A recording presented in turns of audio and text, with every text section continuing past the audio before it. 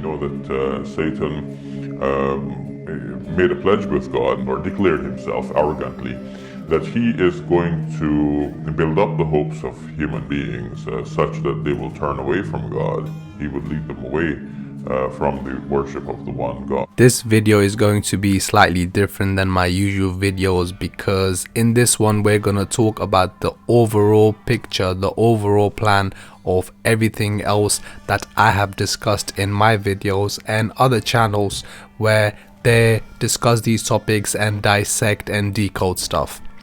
We all do that.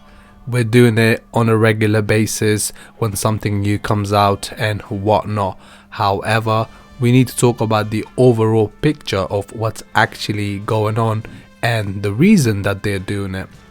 No matter whether they follow Egyptian mythology, they go worship their Horus, their Osiris, their Ishtar from Babylon and all these people, or they go the Roman Greek route, or they go towards other Eastern philosophy of mystical practices.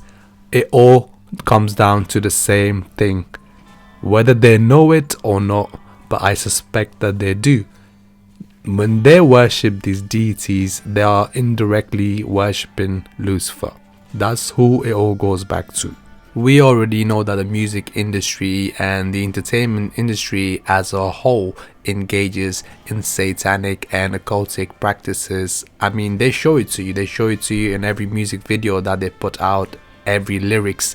They promote ideas of negativity and perversion, basically everything that goes against what we have been taught by the Abrahamic religions. If you subscribe to those religions, if you don't, then that's fine. Then let me say this, you are probably following the doctrine of do as thou wilt, which is said by Aleister Crowley. So if you don't follow those three religions and their main teachings, then you are literally living the do as thou wilt saying and motto of Aleister Crowley, who was a high-level Satanist, one of the biggest of all time actually. So we have to talk about the overall picture. The thing is that the world is being prepared for the arrival of the Antichrist, not Lucifer. Lucifer is not coming down. He's not coming down. He's got his minions working for him, which is other demons and other Satans. I've already said that Satan is a generic word. The person that you're referring to is Lucifer. So he's not coming down, but the Antichrist will come. The Bible has confirmed it, the Quran has confirmed it. I'm not sure about Judaism, I haven't looked too much into that, but I'm sure there's some verse about this there as well. So the world is being prepared for his arrival. This is why you see all this imagery. What's the one eye symbolism that you keep seeing everywhere? People say, oh, is the eye of Horus, is the eye of Providence. That could be true, but the ones that really know it, the higher ups, they know damn well that this represents the one blinded eye, or the one eye that works, of the Antichrist. The Antichrist is blinded in the one eye. One of his eyes work. That's why you see one eye everywhere. It's not the eye of Horus, I'll tell you that.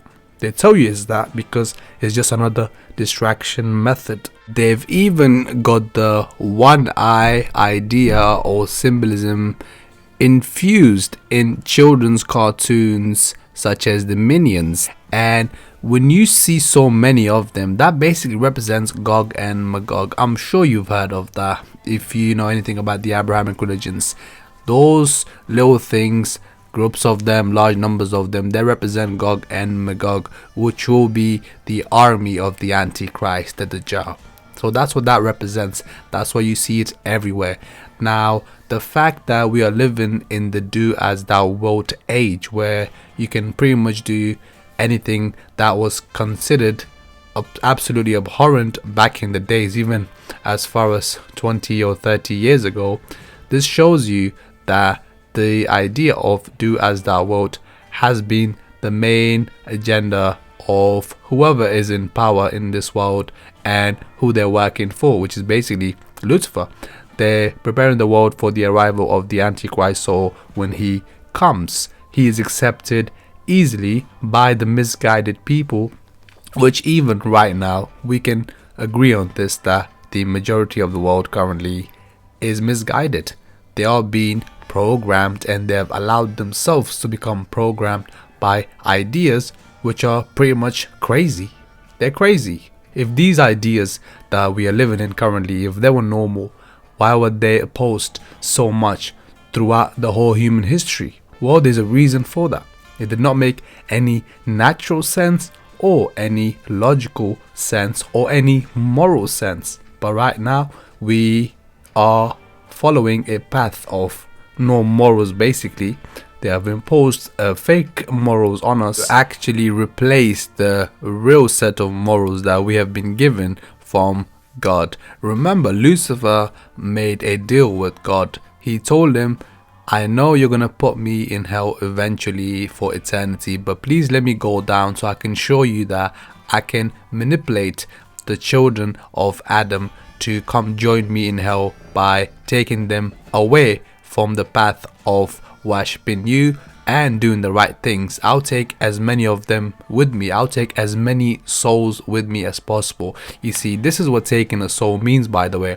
I often see people comment on my videos and other videos saying, oh, you can't take people's souls, only God can take your soul. Yes, that is true. But when we say someone sold their soul, that's basically metaphorical. It's not, it's figurative. When someone says that, oh, they sold their soul, it means that they sold who they are as a person, their morals, and who they really are deep down inside them. And the fact that they sold their soul means they've sold their soul to the wrong side of the forces in the world. They've gone to the wrong path, which eventually leads to hell. That's why we use the word selling their soul so much. You can't literally sell your soul. Although these people, they try to do that. Don't get me wrong. They write deals which basically tells Satan and Lucifer that we're going to work in your service for as long as possible, so please give me worldly wealth. They literally do that. I'm not even exaggerating this. If you know anything about Aleister Crowley, he wrote a whole book about this, showing you how to actually do this. There was a YouTuber that actually did this and I don't know why he did that, because his target audience wasn't even people like us, it wasn't adults. But anyway, that actually also happens. But for the most part, when we say that someone sold their soul, it means what Lucifer was referring to. I'll take as many souls with me to hell as possible. And you know what Lucifer's gonna say to you towards the end, at the end of the day, on the day of judgment. Let's hear this clip. Hit the like button if you're still watching this video to show your attendance. Let's watch this clip. Because Shaitan wants that. He wants us to go to Jahannam. We know that Satan made a pledge with God, or declared himself arrogantly that he is going to build up the hopes of human beings such that they will turn away from God. He would lead them away from the worship of the one God. So what we know more generally is that Satan builds up the hopes of human beings for a long life in this world, and ultimately that they will have good in this life, regardless of whether they worship God or not. So he promises them immortality together with immorality. When the final judgment is made and God reveals his power and his control, that is when people will realize that Satan has beguiled them.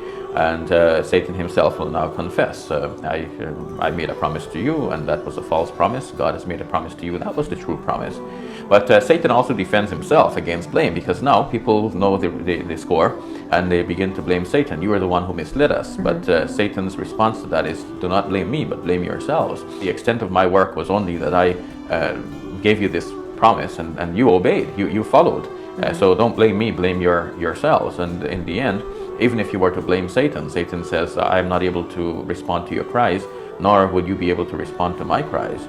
And certainly for the wrongdoers, there is a painful punishment. As you heard in that clip, that is what's going to happen to those such as Jay-Z, P. Diddy, Beyonce, and all these high-level celebrities who followed Satanism and other cultic practices in order to please and worship Lucifer. They're going to go up to Lucifer and say, look, you tricked me. You told me there's no heaven or hell. I can do whatever I want. So what is all this? And Lucifer's going to tell them, look, I've got my own troubles. I cannot help you. You're the one that followed me. You should not believe what I said. You should have followed God. So I'm on my own. You're on your own right now. And there's nothing that we can do to save each other. Nothing at all. That's what's going to happen to these celebrities and all these other people as well who follow Satanism and defy God, and they have opted out to the idea, or opted in to the idea of do as thou wilt. So in conclusion, the world is being prepared for the arrival of the Antichrist. That's why you see so much inversion of reality. Another concept of Satanism, inversion of reality. Everything is upside down. You see so much immorality. There's a reason for all of that, and that reason is because they want to make the world as despicable as possible. So when the Antichrist arrives, everything is the way he likes it, and by that time people will be so misguided that they'll believe him when he says that he's the one true God. So yes, that's what's happening in the world. I'm out. Peace.